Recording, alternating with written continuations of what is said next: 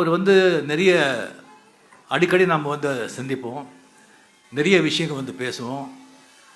சில வந்து என்னுடைய அவருடைய சொல்கிறது எனக்கு ஒத்து போகாது, நான் சொல்கிறது அவருக்கு ஒத்து போகாது. இருந்தாலும் சிரிச்சுட்டே விடைபடுறோம். அதுக்கப்புறம் சில ஃபங்க்ஷன்ஸ்க்கு வந்து கூப்பிடுறாங்க, நீங்கள் வாங்க அப்படின்னு சொல்லிட்டு நான் போக மாட்டேன். அப்போ கூட நம்ம வந்து ஃப்ரெண்ட்ஷிப்பில் வந்து எந்த விரிசலும் வராது. அப்புறம் அவங்க வந்து ஜூனியர் விகடன் ஆனந்தவிடத்தில் வந்து எல்லோரும் வந்து கிளின்னு கிழிப்பாங்க. அதில் ரொம்ப கிழிச்சி போட்டது நம்மளை தான்.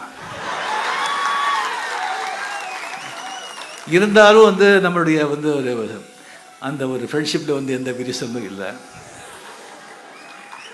அவர் வந்து ஃபாரினில் வந்து படிச்சுட்டு வந்தவர். நிறைய நிறைய விஷயங்களில் எல்லாத்துலேயும் ஒரு அறிவு இருக்குது. அவர் நினச்சிருந்தா அவருடைய வந்து திறமைக்கு, அவருடைய அறிவிற்கு, அவருக்கு இருக்கிற பணத்துக்கு வந்து வேறு தொழில் பண்ணி கோடி கோடியாக சம்பாதிச்சிருக்கலாம்.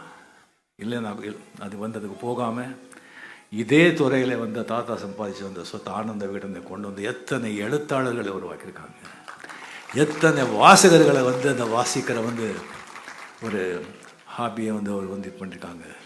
ஸோ அது வந்து மிக மிக மிக பாராட்டத்தக்கது.